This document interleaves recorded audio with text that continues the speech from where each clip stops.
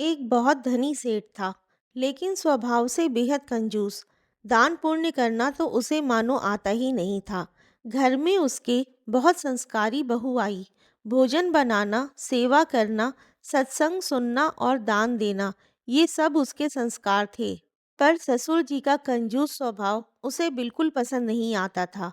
वह चाहती थी कि उनके मन में थोड़ा दान धर्म का भाव जगे। एक दिन बहू अपनी पड़ोसन से बातें कर रही थी। पड़ोसन ने पूछा, बहन आज खाने में क्या बनाया? बहू ने मुस्कुराकर कहा, आज कहाँ रसोई बनाई, हमने तो खाया बासी और बन गए उपवासी। ये बात सेठ के कानों में गई और वे आग बबूला हो गए। उन्होंने अपनी पत्नी को डांटा, मैं कंजूस हूँ, इसका मतलब ये नहीं कि बहू को बासी खाना दूं। उन्होंने बहू को बुलाकर पूछा, तुमने तो ताजा खाना खाया था, फिर ऐसा क्यों कहा? बहू ने विनम्रता से कहा, ससुर जी मैंने झूठ नहीं कहा। फिर बोली, आज हमारे पास धन है, सुख सुविधाएं हैं, यह सब हमारे पिछले जन्म के पुण्यों की बासी कमाई है।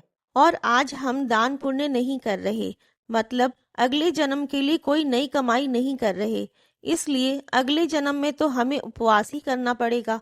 तो बोला हुआ हर शब्द सच है। बहू की बात सुनकर सेठ का हृदय पिघल गया। उनकी आंखें भर आईं। बेटी, आज तूने मेरी आंखें खोल दी। तू सच में मेरे घर की लक्ष्मी है। उस दिन से सेठ ने दान पुण्य दिल खोलकर देना शुरू कर दिया, क्योंकि उसने समझ लिया था दान सुख देता है और परोपकार परम सुख।